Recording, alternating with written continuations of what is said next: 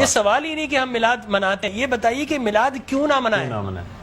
آپ کوئی ایویڈنس ہے ان قرآن؟ قرآن کے اندر منع ہے؟ جواب آتا نہیں. احادیث مبارکہ میں منع ہے؟ جواب آتا نہیں. کیا صحابہ کرام رضوان اللہ تعالی علیہم اجمعین نے منع کیا؟ جواب آتا نہیں. بڑی عجیب غریب بات ہے کہ آپ منع کرتے. اچھا جناب یہ دیکھیے کہ میں بڑے سادہ الفاظ میں بتانا چاہوں گا کہ اسلام کیا ہے. اسلام 4 چیزوں پہ مشتمل ہے. حضور نے جو فرمایا وہ اسلام ہے, حضور نے جو کیا وہ اسلام ہے, اور حضور نے جس سے منع کر دیا وہ اسلام ہے, اور حضور نے جس سے منع نہیں کیا وہ بھی اسلام ہے. لہٰذا اگر کوئی آج کسی چیز کو منع کرتا ہے اس کا مطلب یہ ہے کہ وہ اسلام کے منہ میں اپنی بات ڈال رہا ہے. اب نہ اللہ سے بھول ہوئی نہ رسول سے بھول ہوئی. قیامت تک کی ساری ناجائز چیزوں کو قرآن مجید اور احادیث نبویہ میں بڑے بڑے بورڈ لگا دیے گئے کہ these are the prohibited thing, یہ حرام ہے, یہ حرام ہے, یہ حرام ہے. بڑے بڑے بورڈ لگا دیجیے. اور دیکھیں طریقہ اور اصول بھی یہی ہے کہ ہر جائز چیز کا نہیں بتایا جاتا. مثال کے طور پر اگر آپ کو کہیں جانا ہے تو آپ نے کبھی زندگی میں بورڈ نہیں دیکھا ہوگا کہ الاؤ ہے ادھر آ جائیے, نہیں, یہ کہیں نہیں لکھا ہوگا. ناٹ الاؤڈ ہوگا وہاں ضرور لکھا, جہاں ناٹ الاؤڈ ہوگا, پروہیبٹڈ ایریا ہوگا, وہاں پر بورڈ لگا ہوگا کہ یہاں داخلہ منع ہے. لہٰذا قرآن و احادیث میں بھی بڑے بڑے بورڈ لگا دیے, یہ حرام, یہ حرام, یہ حرام. اور مجھے کہنے دیے ڈاکٹر صاحب اللہ کا نبی بنیادی طور پر ہر جائز کام کروانے نہیں آتا. بالکل نہیں. دراصل اللہ کا نبی ہر ناجائز کام سے روکنے کے لیے آتا ہے. اگر جائز کام کی اگر جائز کام کروانے آتا اور جائز کی فہرست بنتی تو قرآن 30 پاروں پہ 30,000 پارے بھی کم پڑ جاتے کہ یہ بھی جائز, یہ بھی جائز, یہ بھی جائز, یہ بھی فہرست, ایک پوری فہرست بن جاتی. کہاں تک ہم قرآن حفظ کرتے؟ لہٰذا قرآن کے اندر اللہ کو جو ناپسند چیز ہے ان کا بیان ہے, اللہ کو جو پسند ہے ان کا بیان ہے. ہر جائز چیز اللہ کا نبی کروانے نہیں آتا. اب اگر بنگلہ دیش کے لوگ رہنے والے اگر پوری زندگی اگر چاول کھاتے ہیں اور مچھلی کھاتے ہیں, ان سے یہ نہیں پوچھا جائے گا باجرے کی روٹی کیوں نہیں کھائی, تم نے گندم کیوں نہیں کھایا, تم نے فلانے نہیں کیا, نہیں پوچھا جائے گا. اگر اسی طرح پاکستان کے رہنے والے مچھلی روزانہ نہ کھائیں تو ان سے نہیں پوچھا جائے گا کہ یہ بھی تو اللہ کی غذا تھی, جائز تھی, تم نے یہ کیوں نہیں کھایا. نہیں, ہر جائز چیز اللہ کو مطلوب نہیں ہے. اللہ کو مطلوب یہ ہے کہ ہر ناجائز کام سے روکا جائے.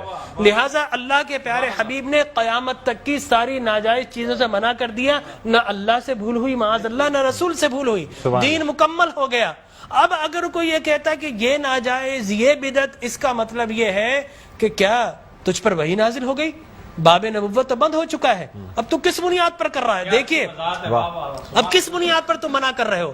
اور میں آپ کو بتاؤں ڈاکٹر صاحب, یہ دین کا مسلمہ اصول ہے کہ کسی چیز کے جواز کے لیے کوئی ضعیف حدیث بھی کافی ہے, لیکن کسی چیز کے حرام یا بدعت ہونے کے لیے قرآن اور احادیث کی نص قطعی چاہیے آپ کو, اور حدیث متواترہ چاہیے. اس کے بغیر آپ کسی چیز کو حرام نہیں کر سکتے, اس لیے کہ اسلام گلا گھونٹنے کے لیے نہیں آیا, اسلام تو راحتیں دینے کے لیے آیا ہے.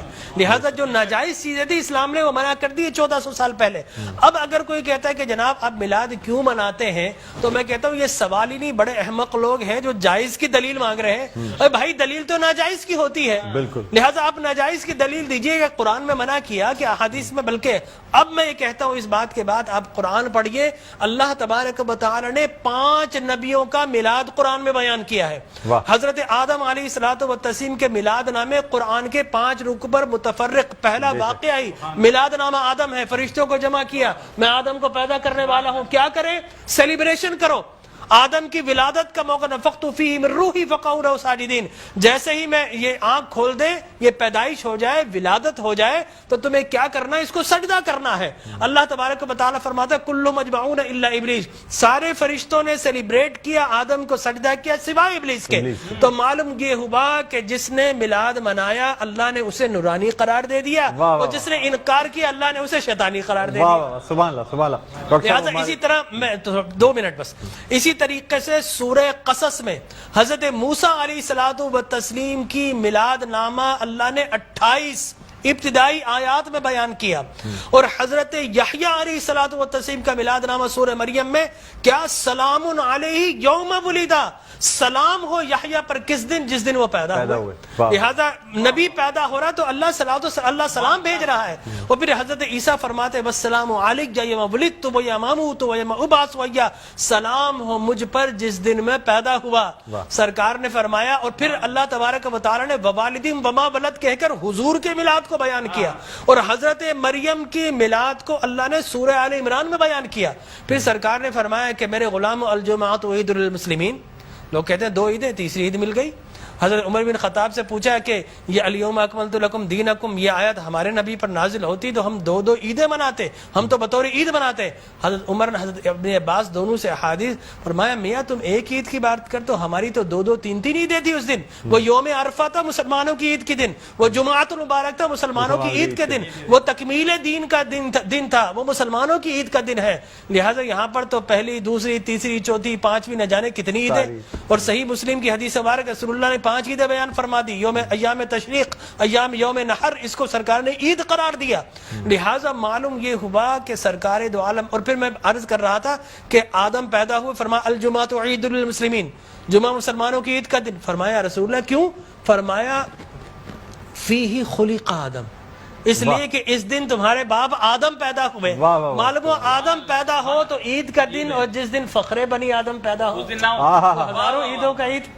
یہ عید بھی ہے اور یقینی طور پر جشن بھی ہے. دیکھیے حضرت عیسیٰ ابن مریم علیہ الصلوۃ والتسلیم پیدا ہوتے نا، اللہ تبارک و تعالی حضرت مریم کے پاس پینے کے لیے کچھ نہیں تھا. اللہ فرماتا وَهُزِّ إِلَيْكِ بِجِذْعِ النَّخْلَةِ تُسَاقِطْ عَلَيْكِ رُطَبًا جَنِيًّا، اے مریم گھبرا مت، اللہ کے میرا نبی آنے والا ہے، اس کی ولادت ہونے والی ہے، یہ سوکھا ہوا درخت ہے، اس کو ہاتھ تو لگا. حضرت مریم جیسے ہی ہاتھ لگاتی ہیں اللہ تبارک و تعالی میلاد عیسیٰ کی خوشی میں اس کو ہرا بھرا کر دیتا ہے اور پانی جاری و ساری کر دیتا ہے. تو اللہ تبرک بھی دیتا ہے، اللہ تبارک و تعالی اسے سیلیبریٹ بھی کرتا ہے. تو یقینی طور پر میلاد النبی صلی اللہ علیہ وسلم کے اگر جواز کی آپ بات کریں گے صبح ہو جائے گی. میں قرآن سے بھی بیان کرتا رہوں گا، میں احادیث نبویہ سے بھی بیان کرتا رہوں، لیکن ناجائز کی ایک دلیل اگر کوئی ہمیں دینا چاہے تو ہم موجود ہیں میٹرو ٹی وی پر، کوئی ایک دلیل ہمیں دے دے. لوگ کہتے ہیں بدعت بدعت یہ بدعت. او بھائی بدعت ہر نیا کام بدعت نہیں ہوتا، ہر نیا عقیدہ بدعت ہوتا ہے. لہذا وہ سمجھے ہی نہیں، ہر نیا کام بدعت نہیں ہے. میں آپ کو ثابت کر دوں جو ہے نا ہر نیا عقیدہ بدعت ہے. لیکن آپ شیطان نے جب بلیف جو جس چیز پہ انسان کا ہے وہ قائم ہے، وہ قائم ہے.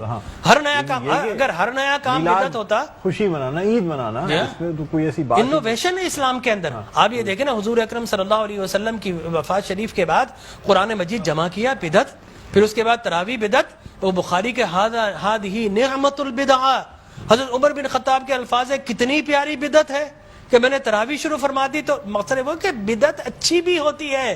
صحابہ کرام بدعت حسنہ بھی ہے، بدعت مذمومہ بھی ہے. اور مذمومہ بدعت کیا؟ اچھی چیز کو مٹا دینا. اور بدعت حسنہ کیا ہے؟ کسی اچھی کام کا جاری کرنا.